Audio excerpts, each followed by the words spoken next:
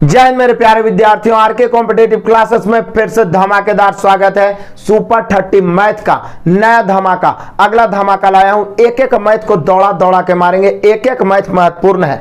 अभी तक आपको 17 सेट उपलब्ध करवा दिया गया है, जिसका लगातार PDF Telegram group RK competitive classes पर उपलब्ध है। अभी भी ज्वाइन नहीं किए तो जरूर ज्वाइन कीजिए और फ्री में सारे पीडीएफ आप वहां से प्राप्त कर सकते हैं। ये 18वां सेट है, लगातार आप मारते रहिए। जो बंदा 100 सेट लगातार मार लेगा, एक एक मैथ उसके सामने थर थर कांपेगा। और यही हमारा टारगेट है। बहुत सारे बच्चे कमेंट भी करते हैं कि आपसे जुड़ने के बाद सर मैथ हमारे सामने घुटने टेक देता है, थर थर कांपता है। ठीक है ना, सारा डर भगाएंगे। आज का मोटिवेशन जो आपको ऊर्जावान बनाएगा, पढ़ने के लिए मजबूर करेगा। कहा गया है कि कामयाबी का जुनून होना चाहिए, कामयाबी का जुनून होना चाहिए। फिर मुश्किलों की क्या औकात है जो तुम्हें रोक सके, मुश्किलों की क्या औकात है जो तुम्हें रोक सके। कि बहुत गर्मी लग रहा है, बहुत ठंडा लग रहा है, बहुत बरसात है, हिला के रख देंगे। यदि ठान लेंगे कि एक एक मैथ को दौड़ा दौड़ा के मारेंगे तो निश्चित है मारेंगे और सिलेक्शन लेके आएंगे। माता पिता के कदमों में इस बार ज्वाइनिंग लेटर को लाके डालना है तो डालना है। यही सपना होना चाहिए, चाहे जान लगाना पड़े, लेकिन इस बार सिलेक्शन लेंगे तो सिलेक्शन लेंगे। और मैं बता दूं, जो बच्चे अभी तक हमारे एप्लीकेशन को इंस्टॉल नहीं किए हैं, लगभग 5000 प्लस बच्चे हमारे एप्लीकेशन को इंस्टॉल किए हैं, जहां से सिलसिलेवार ढंग से आप पढ़ाई कर सकते हैं। ये लोगो है, डिस्क्रिप्शन में लिंक है, या प्ले स्टोर पे लिखे आरके कॉम्पिटेटिव क्लासेस। इंस्टॉल करें और 499 का बैच जरूर परचेज करें। इसमें 0 से बेसिक, 0 से अर्थमेटिक, 0 से एडवांस, रेलवे ग्रुप डी के लिए स्पेशल, यूथ का मैथ और रीजनिंग का संपूर्ण सॉल्यूशन, साथ ही साथ किरण 10,500 का संपूर्ण सॉल्यूशन चल रहा है। ₹1,00,000 का कोर्स दिया जा रहा है। 10,000 रुपया लेके आपका इतना परफेक्ट तरीके से तैयारी नहीं करवाया जाएगा। बाकी यूट्यूब पे सुबह में सुपर 30 मैथ, फिर सुपर 30 रीजनिंग, और जल्द ही आपको सुपर 50 स्पेशल ग्रुप डी के लिए भी स्टार्ट होने वाला है। तो लगातार शेयर भी करते रहें। आइए शुरू करते हैं आज का धमाकेदार क्लास। आज का पहला क्वेश्चन से बड़ा ही जानदार, बड़ा ही शानदार कहता है कि 2500 रुपए का 8% वार्षिक दर से साधारण ब्याज पर, साधारण ब्याज बड़ा ही सिंपल होता है, सिंपल इंटरेस्ट इसका नाम ही है। सिंपल इंटरेस्ट पूरा असाइनमेंट से हम अपने तरफ से पढ़ाए हैं, प्लस इसका सुपर 30 भी डाले हैं, सभी का डाले हैं। इतना कुछ यूट्यूब पे डाले हैं कि प्लेलिस्ट देखिए ना तो गर्दा उड़ा दीजिए आप पढ़ के। बस इच्छा होनी चाहिए कुछ सीखने की, कुछ कर गुजरने की। तो कहता 2500 रुपये 8% वार्षिक दर से साधारण ब्याज पर निवेश किया तो वह कितने वर्षों में 3300। बोले सर 2500 से 3300 हो गया, यानी ब्याज कितना बढ़ा? तो बोले सर ब्याज बढ़ा 800। पूछ रहा है समय, बचपन से पढ़े हैं कि साधारण ब्याज में समय बराबर होता है ब्याज गुना 100 बटा मूलधन गुना दर। ब्याज गुना 100 बटा मूलधन गुना दर। ब्याज कितना? तो बोले सर ब्याज 800 गुना 100 बटा मूलधन कितना? तो मूलधन 2500, जो धनराशि है मूलधन, बटा दर कितना? तो दर है कितना? 8। बस काट दीजिए, यही आपका समय हो जाएगा। काटिए। बोले सर 2 शून्य से 2 शून्य कट गया, और भी काट दीजिए। 2 शून्य से 2 शून्य कटा, 25 से काटेंगे 25 चौका 100, 8 से 8 कैंसिल, भैया बच गया 4 वर्ष। यानी कई वर्ष में? 4 वर्ष। समय बराबर ब्याज गुने 100 बटा मूलधन गुने दर। 2500 से 3300 हो गया। अनपढ़ भी बता देगा 800 बढ़ा, जो बढ़ता है वही तो ब्याज होता है। क्लियर है? हर लेवल का क्वेश्चन इंक्लूड कर रहा हूं और मैं प्रयास कर रहा हूं कि ज्यादा से ज्यादा कैलकुलेशन को इंक्लूड किया जाए और एडवांस मैथ जो आपको आने वाले एसएससी, एमटीएस, सीएचएसएल, सीजीएल में भी काम देंगे और ग्रुप डी में भी आप मैथ को दौड़ा दौड़ा के मारिएगा। ठीक है, आगे बढ़ जाइए। आ जाइए क्वेश्चन नंबर दूसरा। एक पिता की आयु, एज का क्वेश्चन मजेदार। एक पिता की आयु और उसके बेटे की आयु का अनुपात है 7:3। उन दोनों की आयु का गुणनफल है 756। तदनुसार 6 वर्षों के बाद उनकी आयु का अनुपात क्या होगा? गुणनफल दिया है। पहली बात तो देख लीजिए, एक पिता है और उसका बेटा है, यानी कि उसका पुत्र है। एक पिता और उसके बेटे की आयु का अनुपात है 7:3 है, माने ये वर्तमान की बात है। कब की बात है? वर्तमान। दोनों की आयु का गुणनफल, जब योगफल दिया रहे तो योगफल की तुलना योगफल से कर देते हैं, लेकिन गुणनफल में तुलना आप डायरेक्ट नहीं कर सकते, कुछ ना कुछ आपको निश्चित राशि मानना पड़ेगा। तो इसका 7x, इसका 3x मान लेते हैं। अब 7x गुना 3x, 7x गुना 3x दिया हुआ है। 7x गुना 3x कितना है? तो बोले सर गुणनफल है 756 गुणनफल है 756। तो पहले निकाल लेते हैं x का मान 7 होता है। 21 से इसको काटेंगे तो 21 तिया 63, 21 चौक तो 84 हो जाता है। तो 21 तिया 63, 75 में 63 हटाएंगे तो 12 बचेगा। 12 पर 6 26, तो 21 6 के 126। x गुना x स्क्वायर बराबर कितना हो जाएगा? तो बोले सर x स्क्वायर बराबर हो गया 36, दैट मीन्स x बराबर हो गया 6। जैसे ही x बराबर 6 हुआ, हम 6 यहाँ रख दिए। 6 यहाँ रखेंगे तो हो जाएगा 7 6 के 42। पिता वर्तमान में 42 वर्ष के और बेटा वर्तमान में 6 तिया 18 वर्ष के। x के जगह 6 रखेंगे 6 तिया 18, x के जगह 6 रखेंगे 6 7 42। वर्तमान पिता 42, वर्तमान पुत्र पूछता तो 18, लेकिन पूछ रहा भैया कि 6 वर्ष के बाद उनकी आयु का अनुपात, इसलिए वर्तमान निकालना जरूरी था। पिता और पुत्र के आयु का अनुपात, लेकिन कई वर्ष बाद? 6 वर्ष बाद। तो 6 जोड़ दो, 6 जोड़ेंगे 42 में तो 42 6 48, 6 जोड़ेंगे 18 में तो ये हो गया 24, 24 से कहें 24, 24 दूनी 48, यानी 6 वर्ष के बाद पिता और पुत्र के आयु का अनुपात 2:1। टक आंसर। कहीं पर से कोई प्रॉब्लम होना ही नहीं चाहिए। यदि बैकग्राउंड में लिखने में कोई दिक्कत हो, क्वालिटी में कोई दिक्कत हो तो आप कमेंट करें, उसे और मैं इंप्रूव करने का प्रयास करूंगा। लेकिन एक भी दिन गैपिंग ना करें। साथ ही साथ जितने कांटेक्ट में दोस्त हैं सभी को शेयर करें। आप एक दिन जरूर याद करें कि सर भी बोलते थे कि एक दिन मैथ थर थर कांपेगा, जरूर कांपेगा, इसकी गारंटी है। आगे बढ़ जाओ, क्वेश्चन नंबर 3 को लपेट दो। एक संख्या का 3/7 का 2/3 का 3/5 150 है, उस संख्या का 60% क्या है? भैया पहले उस संख्या निकाल लो। पी का माने गुना 3/7 का 2/3 का 3/5 बराबर 150। तो पहले पी निकाल लेते हैं। तो बोले सर इसको काट देते हैं। 3 दूनी 6, 6 से 25 6 के 150 होता है, नो डाउट। 3 से 3 कैंसिल, 7 5 35 गुना 25 करेंगे। P बराबर 7 5 35 गुना 25, और 35 गुना जब 25 करोगे तो कितना आएगा? तो बोले सर आ जाएगा 875। आप कर सकते हो, कर दीजिए गुना 25 5 125 के 5 बचा कितना? 12 और 25 या 75 और 12 87। यदि संख्या पूछता तो हम लोग का आंसर हो जाता 875, लेकिन पूछ रहा है उसका 60%, तो 875 का 60%। 60% को हम 3/5 भी लिख सकते हैं। 60% लिखिए या 3/5 लिखिए, बात बराबर है। 50% लिखिए या 1/2 लिखिए, 20% लिखिए या 1/5 लिखिए, ये सारा चीज पहले भी सिखाएं। 5 से काटेंगे भैया तो 5 से हम लोग का हो जाएगा 17 5 85 5 25, गुना करेंगे तो हो जाएगा 5 या 15 5 बचा 1 17 51 और 1 52, यानी हम लोग का आंसर होगा 525 और 525 से ऑप्शन नंबर बी। संख्या पहले निकालिए, उसका 60% भी निकालिए। टाका आंसर चुटकियों में, कहीं पर से कोई दिक्कत ही नहीं। कैलकुलेशन को भी नहीं छोड़ना है, जितना ज्यादा कैलकुलेशन करेंगे प्रैक्टिस ही इंसान को परफेक्ट बना सकता है, और कोई उपाय नहीं है। परिश्रम ही है जिसका फल सफलता मिलता है, कोई शॉर्टकट नहीं है। लगातार परिश्रम करते रहो, एक दिन आप जरूर कामयाब हो जाओगे। आगे बढ़ो, आ जाओ क्वेश्चन नंबर 4 को दौड़ाओ। P का मान 3/5 है, Q का 7/9 है और R का 5/7 है। तो निम्न में से कौन सही होगा? यहाँ बड़ा छोटा में दिया है, तो देखिए भिन्न में यानी फ्रैक्शन में कंपेयर करना हो, बड़ा कौन है छोटा कौन है, तो सबसे आसान तरीका, सबसे पहले उसके आंसर का अंतर देखिए।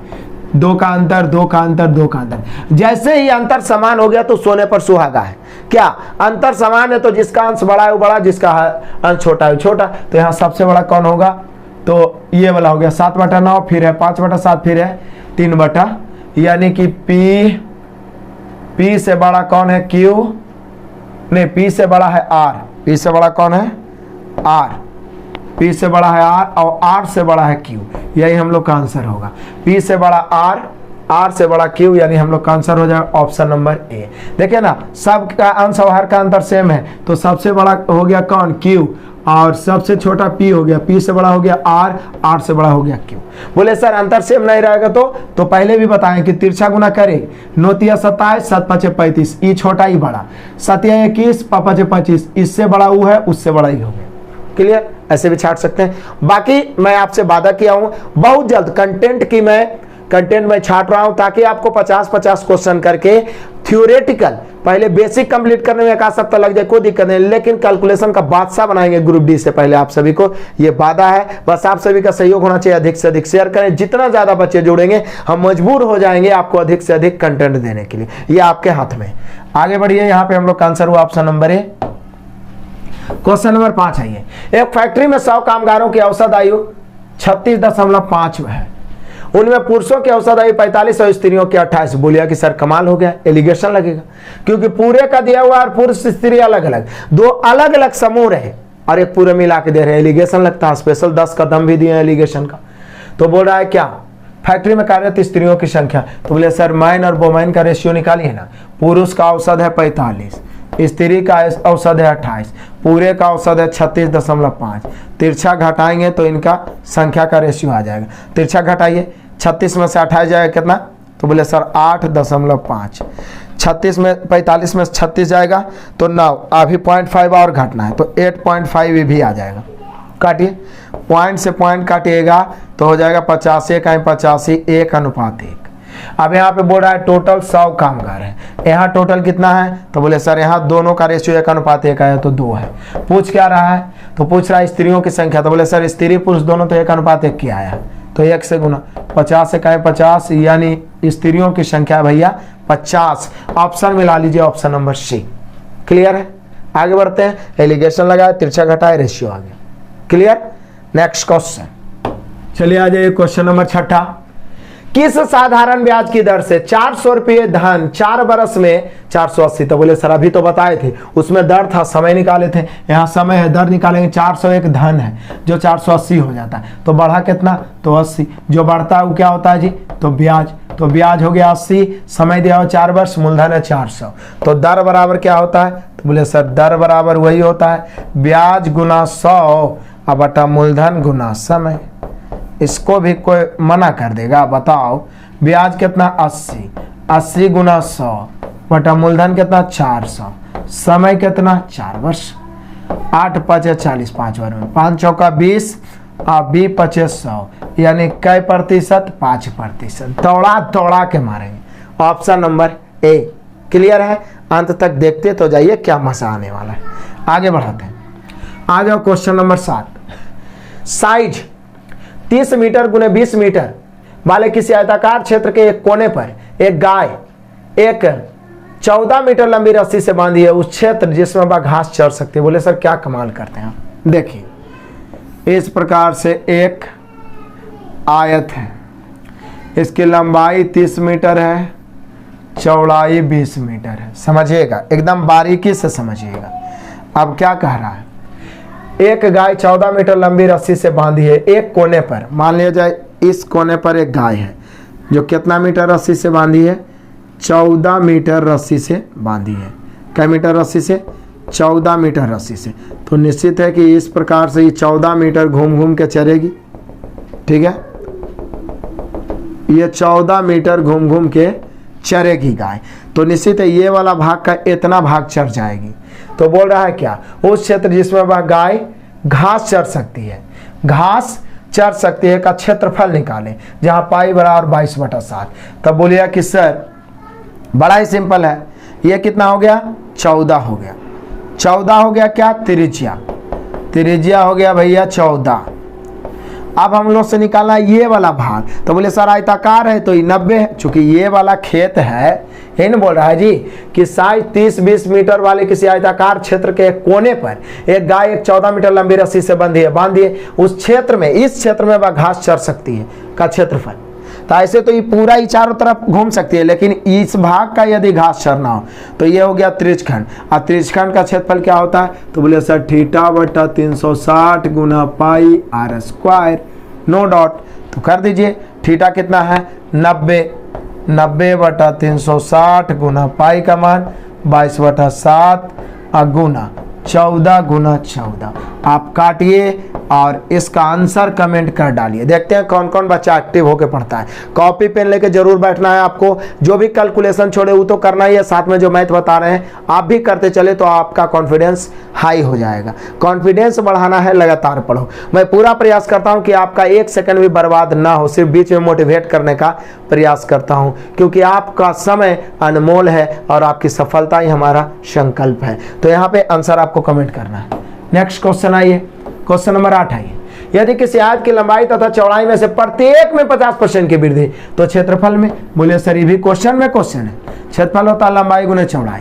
आप प्रत्येक में आप 50% बढ़ा रहे हो, इसमें भी 50%। जब दोनों में x और y की वृद्धि तो कुल वृद्धि होता है x plus y plus x y बटा 100। फॉर्मूला तो याद होगा ना, x plus y plus x y बटा 100। तो बोले सर ये तो ऐसे ही हो जाएगा, 50 प्लस 50 प्लस 50 गुने 50 बटा 100। इसको तो आप माइंड में भी कैलकुलेट कर सकते हो।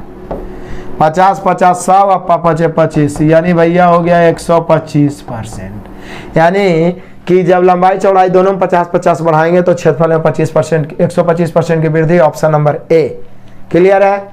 आगे बढ़ते हैं, नो डाउट। आ जाइए अगला, आ जाओ क्वेश्चन नंबर 9 को लपेट दो। राम ने एक गाय 136 में बेची, बड़ा कम में निकाल दिया गाय को जी, 136 रुपया में गाय बेची, उसे 15% हानि हुई। हमसे क्या मतलब है, हमको तो पढ़ना है। 15% हानि हुई, तदनुसार 15% लाभ पर बेचे तो कितना बेचना होगा। बोले सर लॉलीपॉप 136 में बेचा है तो 15% हानि, इसकी तुलना 85 से, क्योंकि 100 में क्रयमूल अपने आप में कितना होता है 100%। लाभ हानि की गणना क्रयमूल पर, हानि हो रहा है 100 में घटेगा, लाभ हो रहा है 100 में जुटेगा। तो यहाँ पर गुना 115 से काट दीजिए। 23 पचे 115, 17 पचे 85 और 17 अठे 136 और 23 अठे 184 होता है। यानी हम लोग का आंसर होना चाहिए 184, यानी ऑप्शन नंबर बी। क्लियर है। फास्ट काटो, इतना तेज काटो कि मैथ भी डरे। आगे बढ़ते हैं, आ जाओ क्वेश्चन नंबर 10। 5 संख्याओं का औसत 27 है। यदि उनमें से एक संख्या निकाल दी जाए तो औसत में 2 की कमी, तदनुसार निकाली गई संख्या। सिंपल है भाई, ऐसे ही लिख देते हैं सीधा तरीका से। 5 संख्याओं का औसत 27, उनमें से एक संख्या निकाल दी गई तो बचा कितना 4। तब बोल रहा है जब एक संख्या निकाल दी जाए तो औसत 2 कम गया। 2 कम गया मतलब 27 था, इसमें 2 कम गया, मतलब कितना हो गया 25। तब 5 गो के औसत कितना है, तब बोले सर 5 गो के है 27। अब 5 गो के तो 27 है, लेकिन जब हम 2 गो निकाल दिए तो एक संख्या निकाल दिए तो 2 कमी, यानी 27 से हो गया 25। तब बोल रहा है ये जो निकाली गई संख्या है वो क्या है। तो बोले सर इससे कोई सिंपल होगा, सीधा तरीका 27 पचे 135 माइनस 25 चौका 100। 35 में से 100 गया, 135 में से 100 गया 35, यानी निकाली गई संख्या होगी 35। सिंपल है भैया। 5 संख्या का औसत 27, 27 पचे 135, एगो निकालिए तो 4 संख्या बचा, औसत 2 कम गया, 27 में 2 कटेगा 25, यानी 5 गो का औसत 27, 4 गो के 25। तो पूछ रहा है जो निकाली गई है क्या गुना है जी, तो 135 में 25 को 100 घटा दिए, 35 आ गया। ऑप्शन नंबर भी सीधा तरीका। आगे बढ़ जाओ, आ जाओ क्वेश्चन नंबर लपेट देते हैं 11। ये तो ऐसे ही आप बना लीजिएगा, 63, 72 और 180 का महत्तम क्या हो सकता है। तो बोले सर ये तो 90 होगा, आराम से 9 हो जाएगा, और कुछ थोड़ी ना है जो तीनों को काट रहा है। 9 63, 9 72 और 9 गुने 20 180, कॉमन तो यहाँ पे 9 ही है, तो आराम से हो गया। इसको तो सिंपल उड़ा दिए। आगे बढ़ जाते हैं, आ जाओ क्वेश्चन नंबर 12। कैलकुलेशन है, इस प्रकार के फ्रैक्शन का सॉल्यूशन हम लोग इधर नीचे से शुरू करेंगे, ऊपर से कभी नहीं तो गलत होगा। यहाँ बटन कुछ नहीं तो 1 2 और 1 का एलसीएम 2, तो 2 3 6 7, 7 बटा 2 होगा, जो उल्टेगा तो 2 बटा 7 हो जाएगा। अब यहाँ देखिए 7 और 1 का एलसीएम 7, इस 7 चौके 28 इधर होगा, इधर 2 दूनी 4, 28 4 32 बटा 7 होगा, जो उल्टेगा तो 7 बटा 32 बन जाएगा। 7 बटा 32 गुना 1, नीचे वाला सब खत्म हो गया, यानी फाइनली हम लोग का जो आंसर आया वो आया 7 बटा 32, यानी कि इसी में आंसर छिपा हुआ रहता है। क्लियर हुआ? क्लियर, टकाटक। आगे बढ़ जाते हैं, आ जाओ क्वेश्चन नंबर 13 लपेट दो। यदि √3 बराबर 1.732 है तो 7 बटा 3 प्लस √3। बोले सर सिंपल कैलकुलेशन है, लेकिन 7 बटा 3 प्लस √3, नीचे में कभी √3 का मान मत रखिए, पहले कंजुगेट करिए। 3 माइनस √3, कंजुगेट का मतलब चिन्ह बदल के ऊपर नीचे, तो ऊपर हो जाएगा 7 इंटू 3 माइनस रूट 3। नीचे क्या होगा a plus B into A minus B, तो A square minus B square, root 3 का स्क्वायर ना और माइनस रूट 3 का स्क्वायर कितना 3, तो कितना हो गया, तो बोले सर ऊपर हो गया 7 इंटू 3 माइनस रूट 3 और नीचे कितना हो गया 6, नीचे कितना हो गया 6। कमाल करते हैं। अब क्या करें, थोड़ा सा कैलकुलेशन तो है भैया। यहाँ पे रूट 3 का मान दिया हुआ 1.732, 1.732। अब 3 में से ही घटेगा तो 7 गुना 3 में से इसको घटा रहे हैं, जरा ध्यान दीजिएगा। इधर 3 में से 1 को घटा दे पहले तो 2 बचेगा, और 2 में से 0.732 732, 1000 में 732 घटाते हैं तो कितना बचता है, तो बोले सर 268, यानी कि बच जाएगा 1.268 बच जाएगा, और बटा में कितना है 6। अब या तो आप गुना करके 6 से भाग दे दो, या तो फिर इसमें भाग दे के 7 से गुना कर दो, तो 7 8 56 के 6 बचा 5, 7 1 42 5 47 के 7 बचा 4, 7 दूनी 14 4 18 के 8 बचा 1, 7 1 7 1 8, 3 अंक के बाद दशमलव है, उसके बाद 6। क्लियर है। अब फटाफट भाग दीजिए।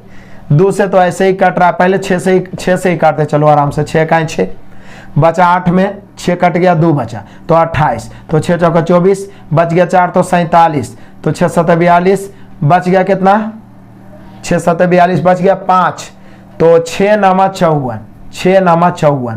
तो आगे बाद में देखेंगे, पहले 3 अंक के बाद दशमलव बैठा देते हैं। 1.479, तो बोले सर 1.479 तो नहीं, लेकिन 1.47 दिया है, ऑप्शन नंबर सी। सोचे कितना लेंदी कर दिया, तो कैलकुलेशन लेंदी देगा ग्रुप डी में, इसकी गारंटी है। कभी भी रूट 3 रूट 2 इस सब का मान रखना है तो नीचे में तो पहले आप कंजुगेट कर लो, ऊपर में चला जाएगा। उसके बाद मान रखो, जो भी जोड़ घटाव है कैलकुलेशन करो, हिम्मत नहीं हारो, कैलकुलेशन करो और जिद करो। बहुत अकड़ है बेटा तोरा में, जब तक तोड़ेंगे नहीं तब तक छोड़ेंगे नहीं, गारंटी है, घुटने टेकेगा। ठीक है, आगे बढ़ते हैं। आ जाओ क्वेश्चन नंबर 14 लपेट दो। 30 विद्यार्थियों की औसत आयु 20 वर्ष है तथा 20 विद्यार्थियों की औसत आयु 40 वर्ष, तो कुल विद्यार्थियों की औसत आयु। बोले सर सिंपल है, आप ही तो बताए थे कि औसत बराबर होता है योगफल बटा संख्या। ऊपर संख्या लिखेंगे, नीचे औसत। 30 गो का औसत 20, अब 20 गो का औसत 40, तो ऊपर हम काट सकते हैं, 0 0 काट दिया। अब सिंपल छोटा है, औसत बराबर योगफल यानी 20 दिया 60, अब प्लस 40 दूनी 80, अब बटा 3 2 5, 60 और 80 जोड़ेंगे भैया 140 आएगा बटा 5, 140 में 5 से भाग देंगे 28 होगा, यानी यहाँ पे औसत हो गया 28। शॉर्ट में लपेट दिए, कुछ नहीं किए जी। ऊपर संख्या हम उसका रेशियो बना सकते हैं, औसत नीचे, सीधा योगफल बड़ा औसत गुना संख्या, छोटा है गुना करना आसान है। 20 × 60, 40 दूनी 80, जोड़ के टोटल का निकालना है 3 2 5, काट छाट के आ गया 28। आगे बढ़ते हैं, चलो आगे लपेट दो। क्वेश्चन नंबर 15, एक नाविक धारा की दिशा में 22 किलोमीटर प्रति घंटा गति से व धारा के विपरीत दिशा में 16 की गति से नाव चला सकता है। धारा की गति, बोले सर लॉलीपॉप है, यहाँ चाल निकालने की जरूरत ही नहीं है। दिशा में चाल दिया रहे और विपरीत चाल दिया रहे, नाव निकालना है, जोड़ के आधा, धारा निकालना है, घटा के आधा। तो बोले सर यहाँ धारा निकालना है तो घटा के आधा, 22 में से 16 घटेगा तो कितना बचेगा 6, और 6 के आधा कितना होगा भैया, तो 3, यानी हम लोग का आंसर हो गया धारा की चाल 3 किलोमीटर प्रति घंटा। नाव पूछता तो दोनों के जोड़ के आधा कर देते, तो 3 किलोमीटर प्रति घंटा है जी, तो बोले है सर 3.0 किलोमीटर प्रति घंटा। तो दिक्कत क्या है, कंफ्यूजन कहीं पे है ही नहीं। क्लियर हुआ ऑप्शन नंबर डी। आगे बढ़ते हैं। देखिए मेरा आदत है कि हम रेगुलर बताएं, इसके बावजूद भी आपको लगता है कि और कम स्पीड किया जाए तो आप कह सकते हैं ऐसे स्पीड ठीक है, आपके अंदर भी स्पीड होना चाहिए। आगे बढ़ते हैं, आ जाओ क्वेश्चन नंबर 16। कहता 63 75 45 17 से गुणा करने पर गुणनफल का मान क्या होगा। लो अब बताओ, इसको भी आप गुणा नहीं कर सकते हो। क्या कह रहा, 63 75 और 45 17 को गुणा करना है। देखते हैं कौन कौन बंदा गुणा भाग करने में तेज तरार है। इसको फटाक से गुणा करेगा और गुणनफल आंसर कमेंट करेगा। ठीक है, अगला मैं इस प्रकार का गुणा मैं आपको सिखाऊंगा कि और शॉर्ट में कैसे करना है, लेकिन देखते हैं कौन कौन बच्चा इसको गुणा करता है। ऐसे आप आराम से इजी वे में जल्दी में गुणा कर सकते हैं, मुझे पता है। क्लियर है, आगे बढ़ जाते हैं। आ जाओ क्वेश्चन नंबर 17। 20% 30% का एकल बट्टा क्या है। क्या कमाल करते हैं, 20% ऐसे x% और y% दो क्रमिक बट्टा का एकल बट्टा का फॉर्मूला आप पढ़े होंगे। बट्टा मतलब कमी होता है, छूट होता है। यह होता है x + y माइनस XY बटा 100 माइनस XY बटा 100। इससे भी आसान कुछ होगा। देखिए 20 और 30 50 और माइनस 20 गुने 30 बटा 100। तो बोले सर 20 गुने 30 बटा 100 मतलब 6 हो जाएगा। 3 दूनी 6, 50 में से 6 गया 44, टक answer 44 option number A. Clear है? यानी 20% और 30% दो क्रमिक बट्टा है तो उसका एकल समतुल्य बट्टा होगा 44%। आगे बढ़ते हैं जी। आ जाओ क्वेश्चन नंबर 18 लपेट दो। एक घनाभ के 3 संलग्न फलक, बड़ा ही वीवीआई क्वेश्चन है, कतई जहर वीवीआई क्वेश्चन है, यहाँ पे एकदम मजा आएगा। कह रहा है घनाभ के 3 संलग्न फलकों के क्षेत्रफल क्रमशः x y z है, यदि उसका आयतन भी हो तो आयतन का वर्ग क्या होगा। कमाल का क्वेश्चन है, बच्चे कहाँ फंसने। देखिए एक घनाभ के लिए आप जान जाइए कि यदि घनाभ की विमाएं L, B और H हो, H तो घनाभ का जो आयतन होता है वो होता है L गुने B गुना H, LBH।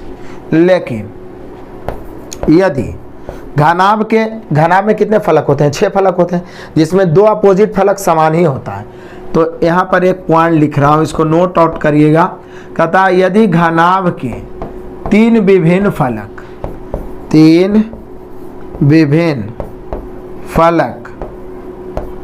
का क्षेत्रफल x, y, z हो तो यहाँ पे आयतन हो जाता है √x/z।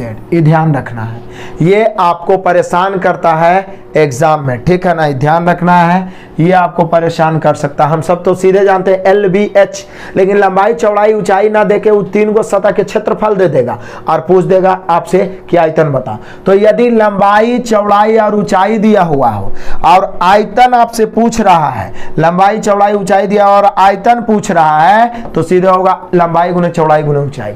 लेकिन 3 विभिन्न फलक का क्षेत्रफल दिया हुआ है x, y और z, तो आयतन होगा √x/z। मैं 3D फिगर वाला मैराथन में प्रूफ करके भी बताया हूं। क्लियर? तो अब यहाँ पे क्या बोल रहा है कि क्या बोल रहा है, यदि घनाभ के 3 संलग्न फलक, वही विभिन्न फलकों के क्षेत्रफल x, y और z है, यदि उसका आयतन भी है, तो बोले सर इसका मतलब भी आयतन है तो भी बराबर हो जाएगा √x/z। लेकिन पूछ रहा है भैया कि आयतन का वर्ग क्या होगा, तो वर्ग यानी v² पूछना चाह रहा है, तो v² करिएगा तो x, y और z का √x/z का भी तो स्क्वायर करना होगा, तो रूट कट जाएगा, यानी हम लोग का हो जाएगा answer x/z option number B. कितना चीज आप सीख गए। पहला तो घनाभ में 6 फलक होता है, यदि लंबाई चौड़ाई ऊंचाई LBH हो तो आयतन LBH, L गुना B गुना H। लेकिन यदि दिया रहे 3 संलग्न फलक या 3 विभिन्न फलक का क्षेत्रफल XYZ, तो आयतन होता है √xyz। लेकिन आयतन का वर्ग निकालना है तो रूट खत्म हो जाएगा, XYZ option number B. XYZ के जगह कुछ संख्या भी रह सकता है, ध्यान देना है। क्लियर? आगे बढ़ते हैं। चलिए आ जाइए क्वेश्चन नंबर 19 को लपेट देते हैं। किसी 5 सेंटीमीटर भुजा वाले घन का अधिक से अधिक कितना आयतन हो सकता है। बोले सर ये भी कोई बात में बात हुआ। किसी 5 सेंटीमीटर भुजा वाले घन का अधिक से अधिक आयतन क्या हो सकता है। बोलिए कि सर घन का आयतन तो कितना बार हम लोग पढ़े कि भुजा क्यूब होता है। घन का आयतन क्या होता है? भुजा क्यूब होता है। तो 5 के क्यूब हो जाएगा, 5 के क्यूब 125 हो सकता है, अधिक से अधिक 125 हो सकता है। और क्या हो सकता है? सिंपल है कि घन का आयतन भुजा की होता है, तो और हो भी क्या सकता है 125 ऑप्शन नंबर सी। क्लियर? आगे बढ़ जाओ। आ जाओ क्वेश्चन नंबर 20। 2 पाइप ए और बी एक टंकी को क्रमशः 24 मिनट तथा 30 मिनट में भरते हैं। तीसरा खाली करने वाला पाइप, कतई जहर, मजा आएगा। बोले सर पाइप टंकी में तो इस सब प्रश्नों को दौड़ा के मारे हैं। कह रहा है 2 पाइप ए और बी एक टंकी को क्रमशः 24 मिनट 30 मिनट में भर सकते हैं, तथा तीसरा है जो खाली करने वाला है। तीनों पाइप को एक साथ खोलने पर 120 मिनट में भरता है। तो खाली करने वाला पाइप कितने समय में खाली करेगा। तो एगो ए है, एगो बी, एगो सी मान लेते हैं। तीनों मिलके ए, बी और सी जब चलता है तो भरने में लग रहा है 120 मिनट, जबकि ए और बी क्रमशः ई ले रहा है 24 मिनट, ई ले रहा है 30 मिनट। इसका तो पता ही नहीं है। तो बोले सर दिक्कत क्या है। हम सभी आराम से पढ़े हैं कि इसका क्षमता निकाल सकते हैं। क्षमता जो होता है समय के उल्टा, 120 24 और 30 कैल्सियम 120 होगा। तो यहाँ पर हो जाएगा 1, यहाँ पर 5, यहाँ पर 4। तो बोले सर अब सी का क्षमता क्या होगा? सोचिए कि ए भरने वाला है, बी भी भरने वाला, सी क्या है? खाली करने वाला है।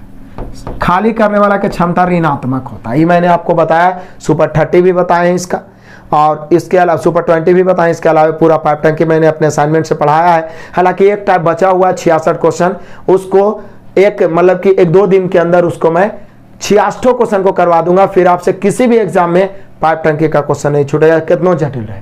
क्लियर है? तो यहाँ पे खाली, तो बोले कि सर ए का क्षमता 5 और बी के क्षमता 4, ए के क्षमता 5 और बी के क्षमता 4, तो ए भी मिला के 5 और 9 हो गया। लेकिन सी के कारण 1 हो गया, मतलब समझ सकते हैं आप, ए बी सी जब मिला तो 1 हो गया, जबकि ए और बी 9 हो रहा है। तो बोले सर ये तो 8 की कमी हो गया, ये तो लंबा घोटाला। यानी सी का क्षमता 8 तो है, लेकिन -8 क्या है? -8। तो यही बोल रहा है कि अकेले कितना देर में खाली कर देगा। किसी एक को लेकर चलिए, एक के क्षमता से 120 से आएगा, 5 के क्षमता 24, 120 कोई लेकर चलिए लेफ्ट, बोल रहा है कितना देर में खाली करेगा? तो 8 के क्षमता से टी, 8 से 15 8 20 मिनट में है तो मिनट, यानी 15 मिनट में खाली कर देगा। 15 मिनट में खाली। ऑप्शन मिला लो, ऑप्शन नंबर है ए। क्लियर है? टकाटक आगे बढ़ते हैं। आ जाइए क्वेश्चन नंबर 21 को लपेटिए। बड़ा ही मजेदार है, बीबीआई क्वेश्चन है, बहुत सारे बच्चे परेशान हो जाते हैं, लेकिन ये सब क्वेश्चन दोबारा तेबारा जरूर बनाइए, क्योंकि यही आपका कॉन्फिडेंस बढ़ाएगा और एग्जाम में आपका मेरिट भी बनाएगा। मैक्सिमम स्टूडेंट छोड़ते हैं ये सब क्वेश्चन। 4 अंकों की बड़ी से बड़ी संख्या कौन सी है? तो बोले सर 4 अंकों की बड़ी से बड़ी संख्या तो 4 × 9 है। सिर्फ इतने बोले तो यही नहीं कह सकते हैं, जिसमें 3 5 7 9 से भाग देने पर क्रमशः 1 3 5 और 7 शेष बचे। यदि सिर्फ इतने बोलता कि बस छोटी छोटी संख्या ज्ञात करें, जैसे 3 5 7 9 से भाग देने पर शेष इतना, तो इसका एलसीएम निकाल के यहाँ देखिए 3 वाला में 1 बच रहा है, 5 वाला में 3, 7 वाला में 5 और 9 वाला में 7, तो यहाँ अंतर 2 का है, तो इसका एलसीएम निकाल के 2 घटा देंगे। लेकिन यहाँ 4 अंकों की बड़ी संख्या पूछ रहा है, तो पहले भैया इसका एलसीएम निकालो। तो बोले सर इसका एलसीएम निकालते हैं तो 9 गुना, सभी तो अभाजी है, 5 गुना 7, 3 कहानी लिखे क्योंकि 9 में तो 3 आ ही गया, 9 × 5 = 45 गुना 7 करें 315 हो जाएगा। यदि सिर्फ इतना ही पूछा होता तो निश्चित है हम लोग का आंसर 315 में से ही जो अंतरवा है घटाए थे 313 हो जाते। लेकिन यहाँ 4 अंकों की बड़ी कंडीशन लगा दिया है, तो कोई बात नहीं है, कहीं पर से डरने की कोई ज़रूरत ही नहीं है। आइए देखिए कैसे निपटाते हैं इसको। आराम से हम क्या करेंगे कि पहले 4 अंकों की बड़ी संख्या लिखेंगे और इसमें क्या करेंगे 315 से भाग देंगे, जो शेष बचेगा उसको घटाएंगे। तो बोले सर 3 तिहाई 9, यानी 3 बार लग जाएगा, 945, नो डाउट 945। आप क्या करें, घटाते हैं इसको, ये बच गया 4, ये बच गया 5, यानी कि कितना बच गया? 54 बच गया। तो अब 54 बच गया, तो अब क्या करें, 1 9 उतरा, 2 बार में ज्यादा हो जाता है 630, तो 1 बार तो लगेगा, 1 बार 315, घटा देते हैं, 4 बच गया, 4 बचा ना, यहाँ 3 बच गया और यहाँ 234 शेष बच गया। यानी 315 से भाग दे रहे हैं, बड़ी संख्या में 234 शेष बच रहा है, तो 234 घटाएंगे तो 315 से कट जाएगा। तो यहाँ 9,999 में पहले 234 तो घटवे करेगा, और फिर जो अंतरवा है ये भी घटेगा, ये ध्यान रखना है। तो घटा दिए, मतलब सीधे 236 घटा देते हैं। कितना घटाते हैं? 236। चलो घटा दो, 9 में से 6 घटा भैया 3, 9 में से 3 घटा जी 6, 9 में से 2 घटा 7, और ये हो गया 9, यानी 97 63। कोई ऑप्शन है? बोले है, ये है सर ऑप्शन नंबर सी। जब तक तोड़ेंगे नहीं, जब तक छोड़ेंगे नहीं। कम से कम 20% क्वेश्चन ऐसा रहेगा जिसमें होशियारी से आपको टाइम देना पड़ेगा। इसलिए इजी क्वेश्चन पे भी उतना ध्यान देना है जितना हार्ड क्वेश्चन पे ध्यान देना है। इजी क्वेश्चन से समय बचाना है, ये सब प्रश्न जो टाइम टेकन रहेगा उस पर समय देना है, सफलता आपकी कदम चूमेगी। बस आप लगातार सेट मारते रहे, कुछ नहीं किए, बड़ा वाला लिख लिए, उसके बाद इसका एलसीएम निकालिए, 315 से भाग दिए, शेष बचा 234, उसको घटा दिए तो 315 से कटने लायक। लेकिन यहाँ शेष बच रहा है तो संख्याएं और शेष का जो अंतर है वो घटेगा, ध्यान रखना। क्लियर? आगे बढ़ते हैं। आ जाओ क्वेश्चन नंबर 22 को लपेट दो। यदि 25 89 79 या फिर स्टार है, फिर 8 4 है, पूर्णतः 11 से विभाजित हो, तो तारांकित मतलब ये जो स्टार है यहाँ स्थान पर क्या होगा? बोले सर 11 से विभाजता का नियम तो आप भी बताएं और पहले बचपन से भी आप जानते हो कि अल्टरनेट अंकों का योग, मतलब समस्थान विषम स्थान के अंकों के योग का अंतर या तो 0 हो या 11 का गुणज हो। तो बोले सर अल्टरनेट यदि हम जोड़ते हैं 2 7 9, 9 और स्टार और फिर 4, तो 9 4 13 प्लस स्टार, यानी 13 प्लस स्टार हो गया। तो बराबर इधर कितना होना चाहिए? तो बोले सर इधर हम लोग का है ई कौन जुटेगा? 5 और 9 14, 14 और 8 कितना हो जाएगा? तो बोले सर 14 और 8 हो जाएगा 22, 14 और 8 हो जाएगा 22। अब स्टार बराबर 22 में से 13 घटेगा, बच गया 9। यानी हम कह सकते हैं कि स्टार के स्थान पर यदि 9 हो तो 11 से कट जाएगा। फिर से क्या बोल रहा है कि अल्टरनेट समस्थान और विषम स्थान के अंकों का योग या तो 0 होना चाहिए, मतलब अंकों के योग का अंतर, समस्थान को जोड़ लीजिए फिर विषम स्थान के, फिर उसका अंतर करिए, 0 होना चाहिए। यानी कह सकते हैं दोनों बराबर होना चाहिए, अल्टरनेट अंकों का योग बराबर होना चाहिए, तब है ना 0 होगा। या तो जब वो दोनों का अंतर करें तो 11 का गुणज होना चाहिए। तो यहाँ तो चूंकि एगो 13 आ गया, इधर एक जोड़ के 13 प्लस समथिंग है, एक 22 है, तो 22 में से 13 घटेगा, 9 बच गया, यानी कंफर्म है कि वहां पे 9 होना चाहिए। ऑप्शन नंबर डी क्लियर है, नो डाउट। आगे बढ़ते हैं, आ जाओ क्वेश्चन नंबर 23 को लपेट दो। किसी वस्तु के क्रय मूल्य को कितने प्रतिशत बढ़ाकर उसका मूल्य अंकित किया जाए ताकि ग्राहक को 5% कटौती देकर भी 33% लाभ। चुटकियों में बनाएंगे और दावा है कि इतना शॉर्ट में आपको कोई नहीं बताएगा। कोई भी राशि अपने आप में 100% होता है। जो बच्चा हमारे असाइनमेंट से प्रॉफिट लॉस पढ़ा होगा, बिल्कुल फ्री में पढ़ाया, आप प्लेलिस्ट चेक करिए, वो गदगद होगा, क्योंकि पूरा का पूरा टाइप 12 जो है यही मैंने बताया है एकदम शॉर्ट में। कभी भी एक कटौती यानी छूट या एक लाभ दिया रहे तो आप तुरंत क्रय मूल्य और अंकित मूल्य का रेशियो निकाल सकते हैं। क्रय मूल्य और अंकित मूल्य का रेशियो निकाल सकते हैं, इसमें कोई डाउट नहीं है। क्रय मूल्य जब छूट दिया रहे, हम सभी जानते हैं कि किसी वस्तु को हम खरीदते हैं क्रय मूल्य होता है, उस पर जो मूल्य चिपकाते हैं वो अंकित मूल्य होता है। तो निश्चित है कोई भी आदमी क्रय मूल्य से ज्यादा ही मूल्य चिपकाएगा, यानी अंकित मूल्य कम होगा, क्रय मूल्य कम होगा अंकित मूल्य से। तो 5% कटौती, यदि कटौती को घटा देते हैं तो वो क्रय मूल्य हो जाता है, बस इतना ही याद रखिए। और 100 में लाभ को जोड़ देते हैं तो वो अंकित मूल्य हो जाता है, तो 133। 19 5 95, 19 7 133, यानी 5 हो गया क्रय मूल्य और 7 हो गया अंकित मूल्य। कितना अधिक अंकित है? 2/5 गुना 100, काटेंगे 100, 20 दूनी 40%। इससे आसान कुछ नहीं हो सकता। यहाँ पर 2-3 चीज आप सीखें।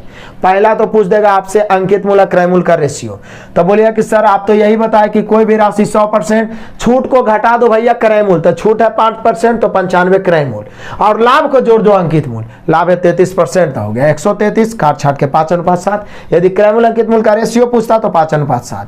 पूछ रहा कितना अधिक अंकित किया गया, किससे? क्रय मूल्य से, तो क्रय मूल्य में से लगा, नीचे कितना अधिक है? 2, ऊपर परसेंट निकालना है 100 से, काट छाट के 40% अधिक।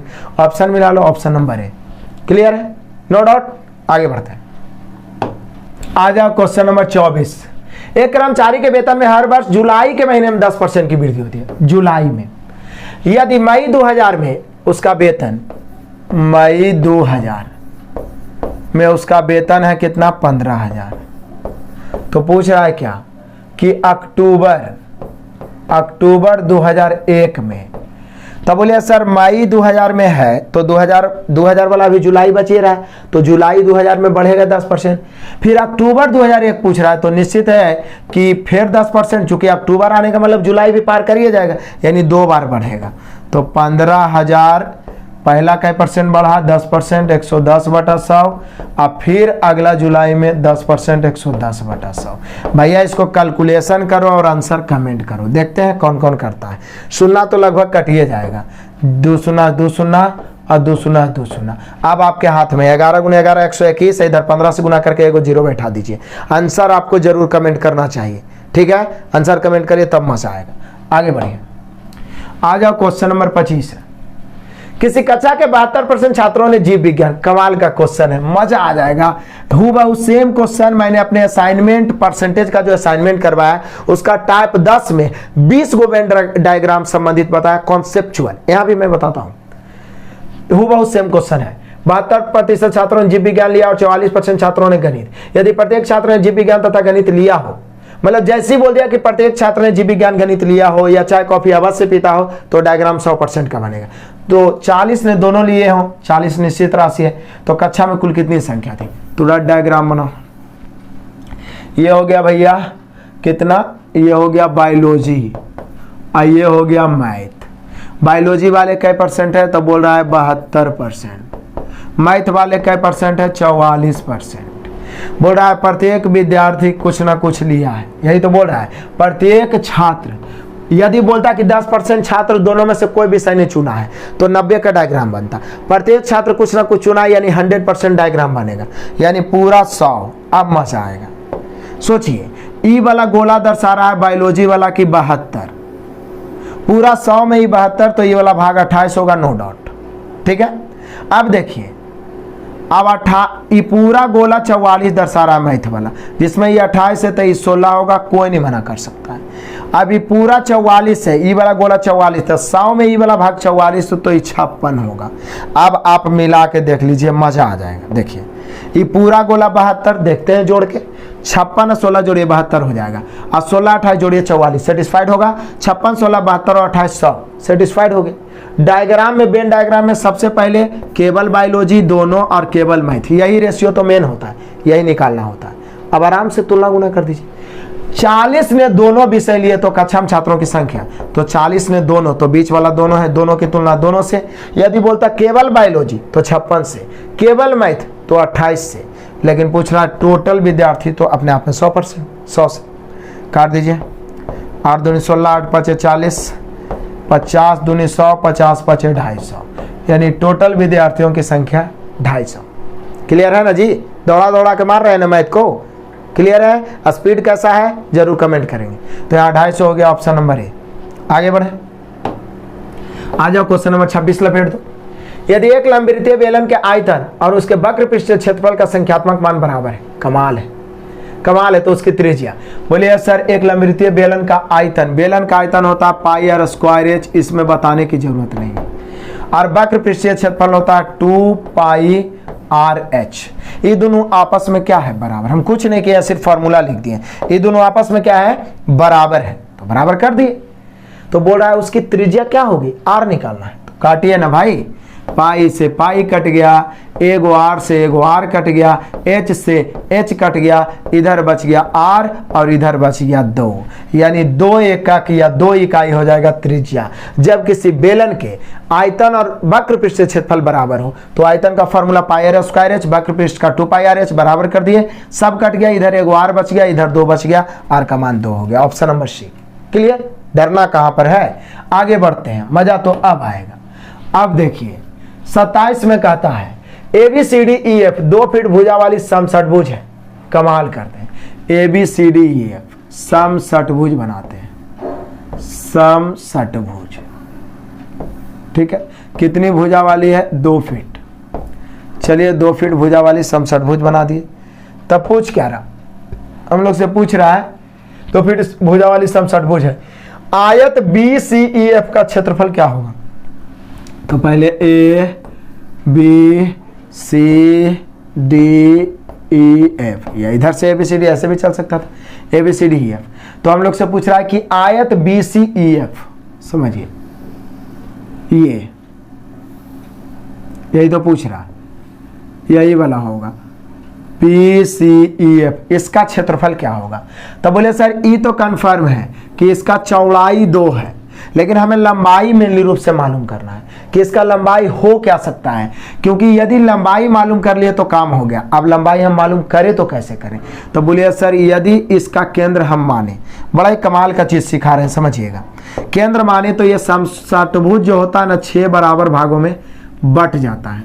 ध्यान दीजिएगा, 6 बराबर भागों में 1 2 3 4 5 6, तो प्रत्येक भाग समबाहु त्रिभुज होता है। समबाहु त्रिभुज, ये वाला समबाहु त्रिभुज का ऊंचाई इधर से और ऊंचाई इधर से निकाल दिया जाए, तो ये वाला भाग जो होगा, ये वाला आयत के लंबाई का काम करेगा। चौड़ाई तो ऑलरेडी 2 हो ही गया, लेकिन हमें आयत की लंबाई चाहिए, क्योंकि हम सभी जानते हैं कि आयत कोई रहे BCEF का क्षेत्रफल जो होगा वो होगा लंबाई गुने चौड़ाई।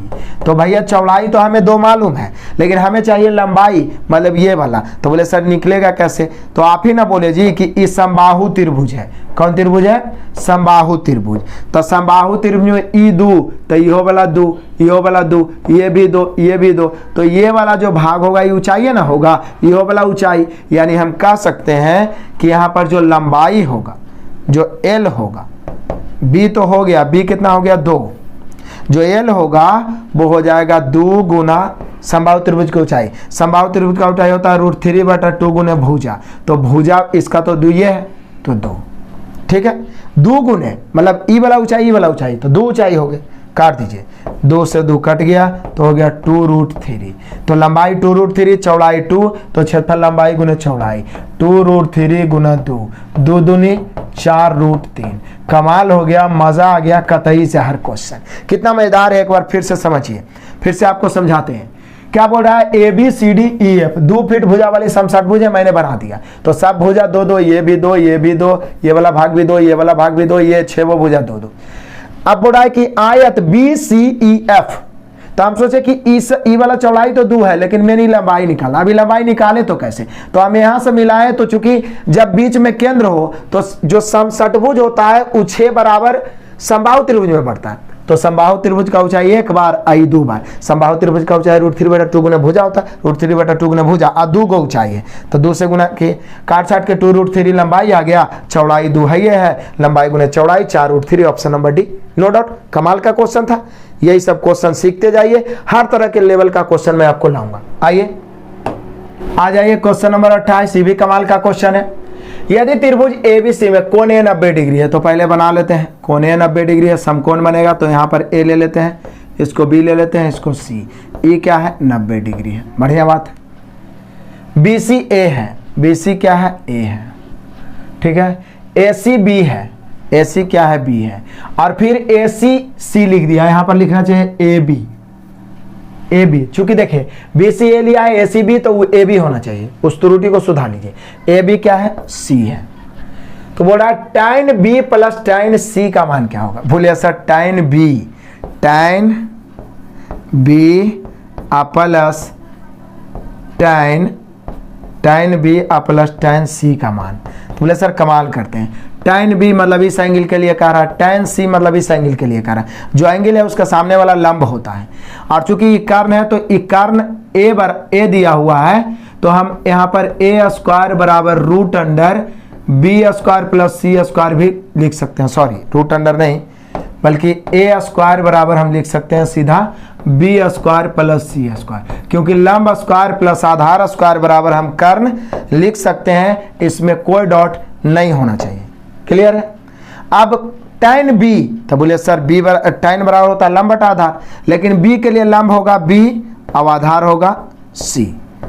tan C, तो C के लिए लंब हो गया C लंब, अब बटा आधार फिर क्या हो जाएगा B। अब ई दोनों में LCM लेंगे, तो LCM कितना होगा, बोले सर LCM होगा BC, LCM BC हो गया, B इधर गुना होगा B², C इधर गुना होगा C²। अब या तो आंसर ऐसे भी दे सकता है, या B² प्लस C² को A² भी लिख सकता है, क्योंकि लंब स्क्वायर प्लस आधार स्क्वायर बराबर कर्ण स्क्वायर, तो यहाँ पर हो सकता है A² बटा BC। अब दिया भी है ऑप्शन नंबर डी। कुछ नहीं करना था, ये 90 डिग्री बोल दिया है, सबका मान यहाँ पर सिर्फ सुधार दिया, AB बराबर C। हम A² चूंकि कर्ण स्क्वायर बराबर लंब स्क्वायर प्लस आधार स्क्वायर लिख सकते हैं, इसलिए मैंने पहले लिख दिया। अब tan B, तो tan थीटा कोई भी लीजिए लंब बटा आधार, B के लिए लंब होगा, उसके सामने वाला लंब होता है, आधार हो गया C, और C के लिए लंब हो गया C, आधार हो गया B, तो एक बार B बटा C, एक बार C बटा B। LCM BC, तो B² प्लस C²। अब B² C² को हम लोग क्या लिख सकते हैं, A² बटा BC, option number D. Clear है। आगे बढ़ते हैं, बढ़ जाओ, आ जाओ क्वेश्चन नंबर 29 को लपेट दो। बड़ा ही मजेदार क्वेश्चन है, और हाइट एंड डिस्टेंस बड़ा दिन के बाद आया है। एक सीढ़ी 10 मीटर की ऊंचाई पर एक दीवार से टिकी हुई है। यदि सीढ़ी जमीन से 30 डिग्री का कोण बनाती है, तो सीढ़ी के पाद की दीवार से दूरी क्या है, मतलब सीढ़ी का जो जड़ है, जो सीढ़ी का आधार है, देखिए ये क्या हो गया, ये हो गया सीढ़ी, इस प्रकार से ये सीढ़ी है, ये दीवार है। कहता है एक सीढ़ी 10 मीटर की ऊंचाई पर, मतलब यहां से ऊंचाई कितना है, 10 है, दीवार पर टिकी है, जमीन के साथ कई डिग्री का कोण बना रही है, 30 डिग्री। 30 डिग्री का कोण। तो बोल रहा है सीढ़ी के पाद से मतलब सीढ़ी के आधार से ये दीवार के बीच की दूरी क्या है, यही वाट है। बोले सर कमाल करते हैं, चुटकियों में निपटाने वाला क्वेश्चन है। रेशियो मेथड से हाइट एंड डिस्टेंस का एक मास्टर वीडियो, एक मैराथन क्लास भी दिया है। जैसे ही 30 आया तो माइंड में आ गया 1/√3, क्योंकि tan 30 का मान केवल tan 30, tan 45 और tan 60 पर फिर से मैं सुपर 50 हाइट एंड डिस्टेंस खत्म करूंगा। बाकी पहले वाला वीडियो भी आप जरूर देखें। 1/√3 आ गया, तो 1/√3 यही वाला दे है 10, तो 10 की तुलना 1 से अब निकालना है ये वाला दूरी, तो √3 से आंसर हो गया 10√3। 10√3 ऑप्शन नंबर सी। इससे आसान हाइट एंड डिस्टेंस है। एक बार हाइट एंड डिस्टेंस का मैराथन देखिए, जो नहीं देखे निश्चित रूप से आप खुद कहिए सर आज तक ऐसा नहीं मिला, और आज के बाद एक भी क्वेश्चन आपसे नहीं छूटेगा। जरूर देखिए, मास्टर वीडियो भी दिया हूं, मैराथन क्लास भी, और सुपर 50 भी दूंगा। बस आप लगातार शेयर करते रहिए, लाइक और कमेंट से मोटिवेट करते रहिए।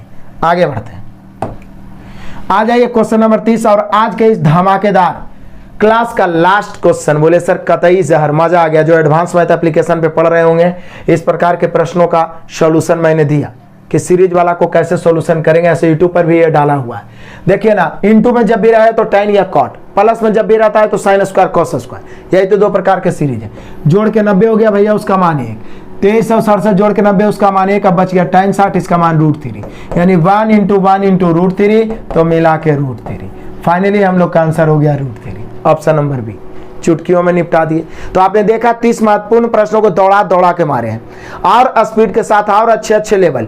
ग्रुप डी का जितना भी हार्ड क्वेश्चन है सभी को छाट कर मैं देने वाला हूं। बस जितने जानकारी में आपके दोस्त हैं, परिवार हैं, गोतिया है, नैया है, भाई है, बहन है, सबको शेयर करिए। सबके मोबाइल में इस चैनल का लिंक होना चाहिए, ताकि आपका चैनल और आगे बढ़े, इस प्लेटफॉर्म को और मजबूत बनाए। वीडियो अंत तक देखने के लिए best of luck, God bless you, जय हिंद।